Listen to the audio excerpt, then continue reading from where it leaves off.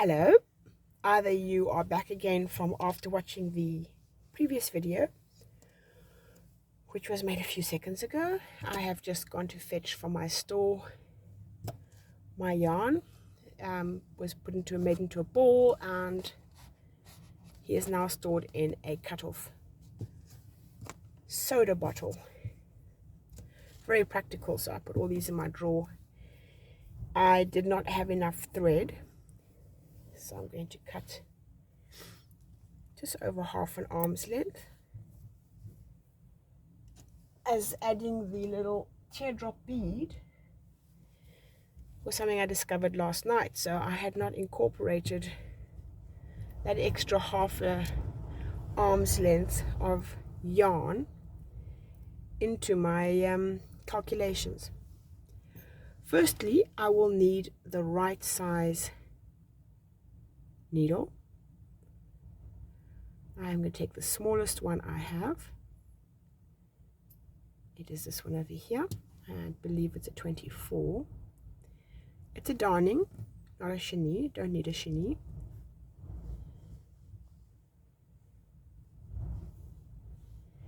I have not anchored this yarn because he has come fresh off the ball, so I will feed him in from somewhere else, and then later on I will just work the tail away.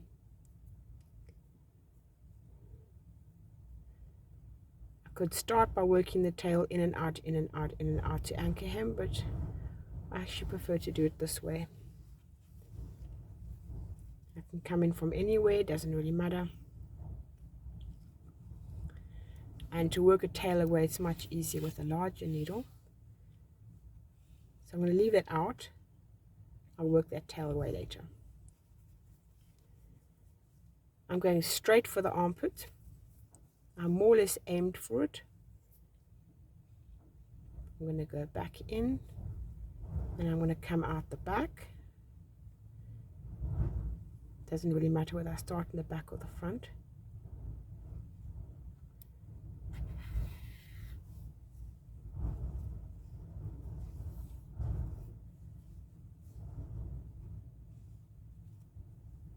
Okay, that's disguised. What I'm going to do now is find the beads that I want, these teardrop ones. 1, 2, 3, 4 teardrops.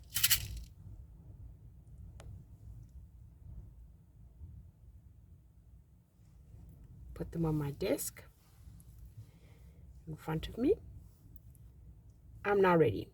I pick up a teardrop, put it onto my little needle, go back into the dimple. Now these beads are not creating the dimple's already there. So what I'm doing now, the work I'm doing now, is for the beads. It's not for the creating the dimple. And that is why, as I said, I did it separately. I first make the dimples, so should the beads ever come out, the alien will still have his little dimples. Just to make sure, I'm going to go through them again. It's easy enough. Last night I did have one bead that the hole was just too small for the second tour, the second turn. So I split my yarn and used a smaller needle. So there we go. I've gone through twice. I'm going to go back up all the way to the back. I'm going to come out. So each dimple has been worked through twice. Now this green yarn is such a pain. Should maybe have started off with the collar. Lesson to remember, start off with the collar. I will take this tail and put him away. Nice big needle. Go all the way across to the other side. And then thread it.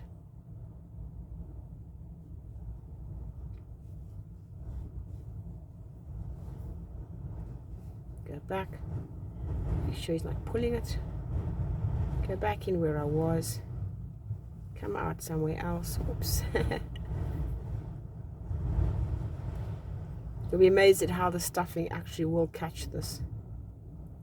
You saw the disaster I had earlier, where previous video where I had tried to get the stuffing out through the feet, and it was all entangled with the yarn. So that's worked away. Now I'm going to be carrying this yarn across to the other side, but on the way, just so that they are separate now, separate works of art, or if you want to, I'm going to anchor it in the crotch. What I do have is a pair of pliers with insulation tape on them, and it helps me to get the small needles out of my work. Let's go back, close that off. So now what I'm doing here is I'm separating this work from that one. Should this one come out, should he be damaged, he's not going to affect that one. Otherwise you can have a real chain reaction if you have one section coming loose or being damaged, and then everything just unravels. You don't want that. As far as possible, you don't want that.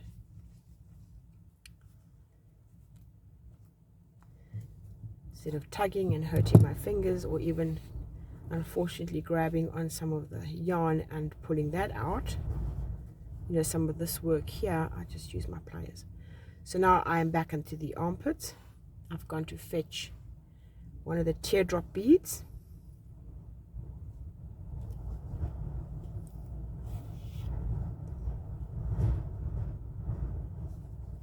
Going to fetch the other one as I'm in the front now. Put it on, and going back into the little space, coming out the back,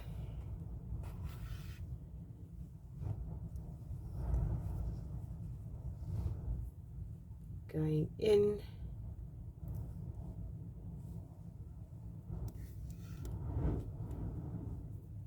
going, whoops, sorry about that.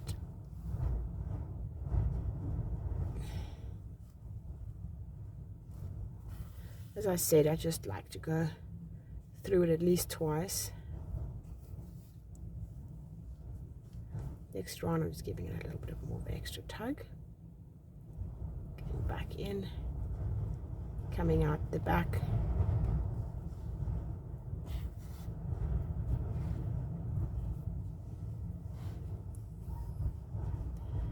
A little bit lopsided.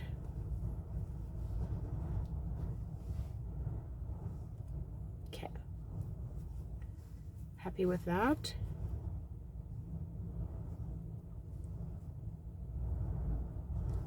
You know what, for good measure, I'm just going to go through it again.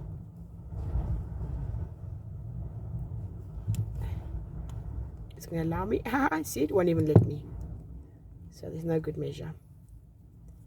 I'm just going to have to go in a little bit to the side, and then I'm going to go all the way down to the crotch, because I want to anchor it.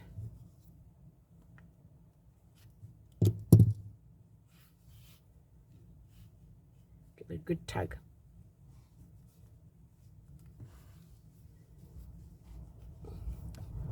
And now I'm going to anchor this thread.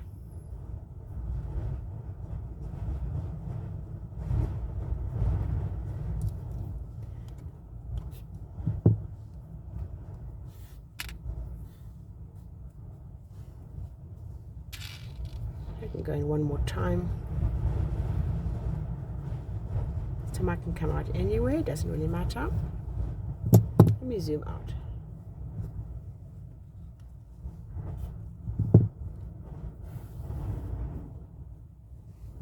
Take them off. Use a bigger one.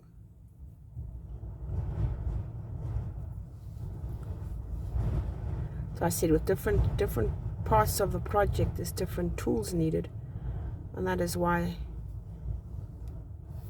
one works in a series of steps with quite a few at the same time. Then you have everything at hand. I have all my pliers, and I have my different size needles. Okay.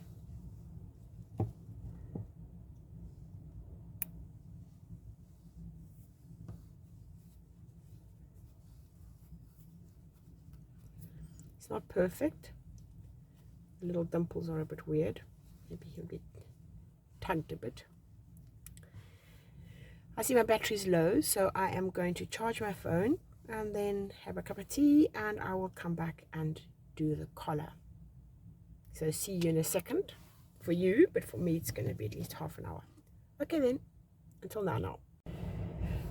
I've literally charged it to 9% battery, so I was impatient to do this part. I did a small cheat. I cut off one of the yarns, worked it away, and I added a 1 arm length piece of yarn because I really want to show how I crochet a full collar all the way around. What I do is, if you know how to crochet tails, and even if you don't know how to crochet, making a chain or what I call a rat's tail or a mouse tail is very easy. What you have to do is you have to start with a loop. I'll show you on a piece of yarn like this. If you have never crocheted before, you just need a crochet hook, you need your yarn, you make a loop around your finger, catch it with the other fingers. You're going to put your hook underneath that. You're going to go and fetch your yarn, and you're going to bring it back. So you always start off with a loop on your hook. You hold the yarn whichever way you can. I just like to have as many fingers involved because of the tension. With the other hand, you hold in the tail. You go and fetch the yarn, and you bring it through. You give it a tug if you want to make a rat's tail. If you are making a base to crochet in afterwards, you will not be tugging it. But for a mouse or a rat's tail, you will tug it after each loop.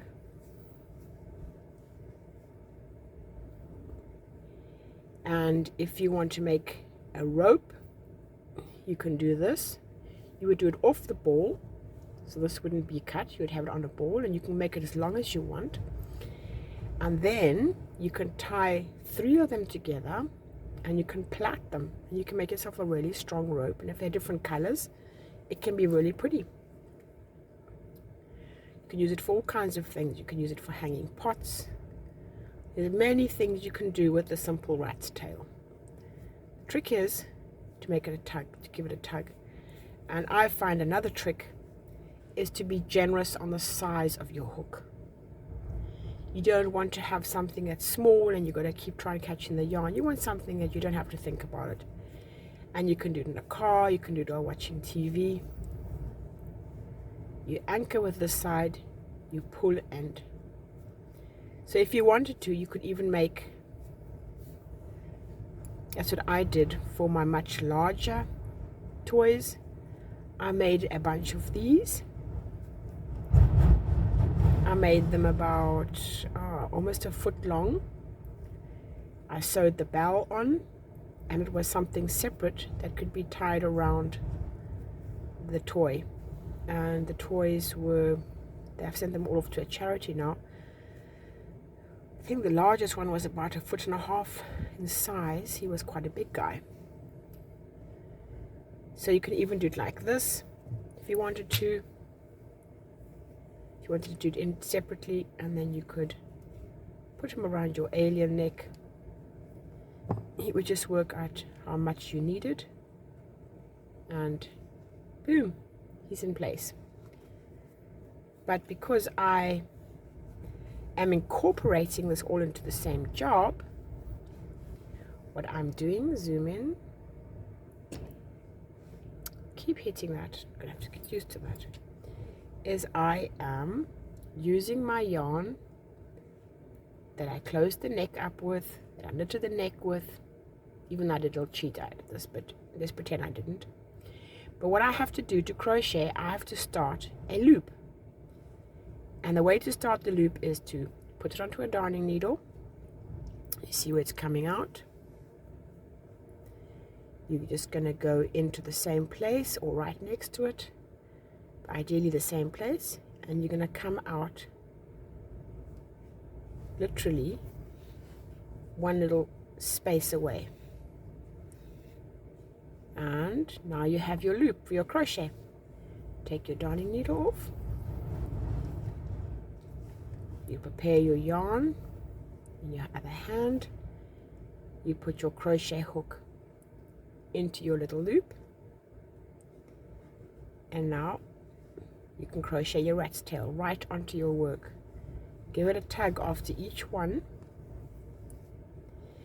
If you wanted to, you could do it with 2 or even 3 threads if you wanted to have a nice thick little necklace.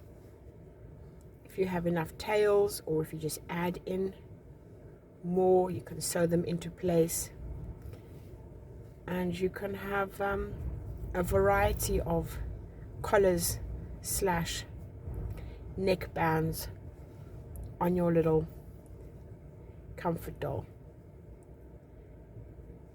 Trick is to give it a little tug. You want it to be a nice compact stitch. How far do you go? Every now and then you will measure it. I'm almost there. I don't want it to be baggy. If anything, he can be a little bit tight. I don't want him to be baggy. And you want to get to the beginning. So there's the beginning.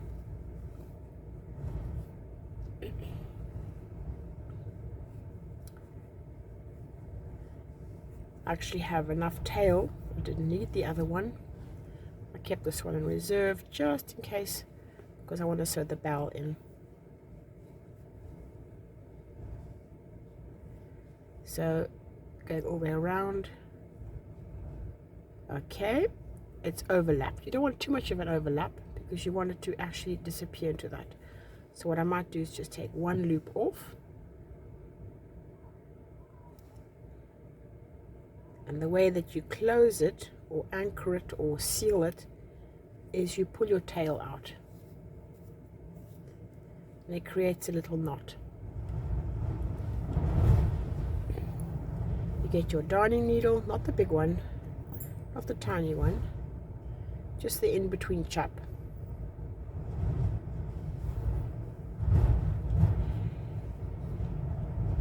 It's always nice to be careful and make sure that he's not twisted.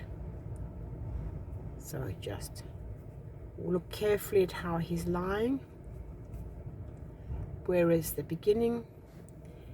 And where the beginning is, oh, keep knocking this thing. Where the beginning is, that's where you want to go in. Go in. And you literally come out the front. I'm not going to put it into the necklace yet, collar, because I want to make sure that this is in place before, and it's going to move, it's going to shift. He's in place. I'm happy with him. He's in place. So now I can come out underneath.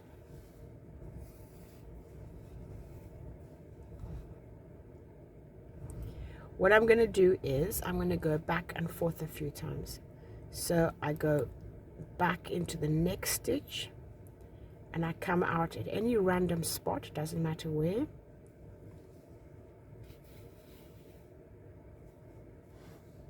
I've come out, I go back into the next one. I go in, I come out at a random spot, going right into the middle of that rat's tail, and I just keep on doing this, and then I will know adheres beautifully in place. And as I said, if it was quite thick, maybe using 2 or 3 strands, it could actually become a feature of your little guy, should he be an alien or something else. If you're only using one color to knit him up, your neckband could then become the feature. I'm going to add the bell now. We take another one, find the middle of the face. Middle of the face is there. Okay, so I'm going to come up just underneath. What color bell? I think I'm going to pick up the color of the I have all these different bells. I bought a whole lot on eBay a couple of years ago, before lockdown 2019. I got them from China for next to nothing, and every now and then I use one. Oops. This is magnetized because I have my needles on there, so it's not going to fit through. What I'll do is just change to a smaller one. Once again, that's why it's handy to have the different sizes. Sure, Eunice is really picking up outside, isn't she?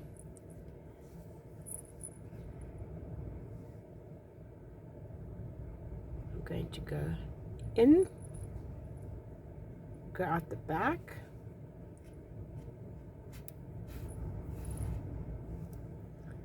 go around, come out.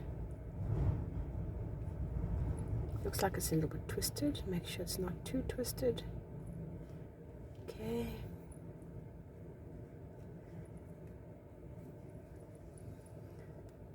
Definitely a little twist happening there. Okay. Get it untwisted. There. Okay. Just wanted to lie flat in place. Come out next to it. With my pliers.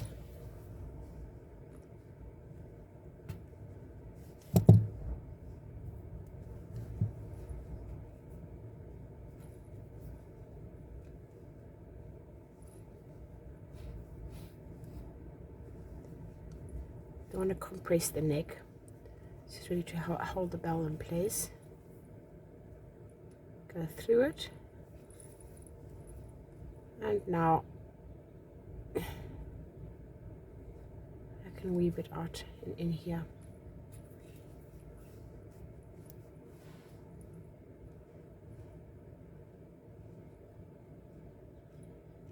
I'll do one more. It's a little bit fiddly. You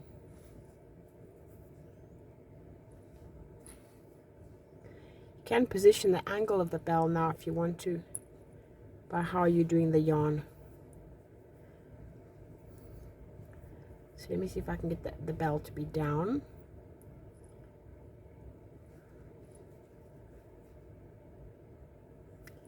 I think it's going to be a bit of a hit and a miss.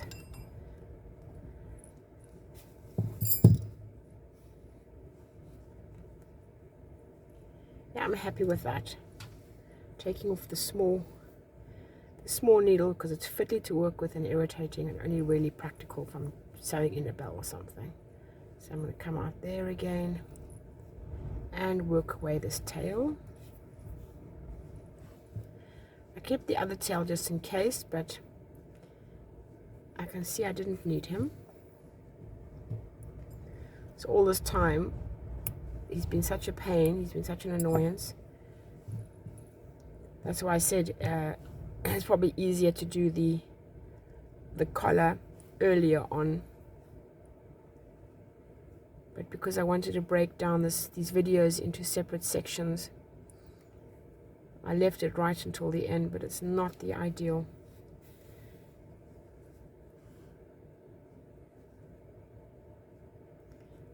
Because those tails really were getting in the way, weren't they? So I've worked it away a bit. Snip it off. Now give him a good, he's going to be washed as well. get everything in place. Just double check that there's nothing coming loose, there's nothing that is obviously out of place. So yes, I think, I'm going to move that a little bit, I think I'm very happy with him. Let's get some of these little comrades lined up.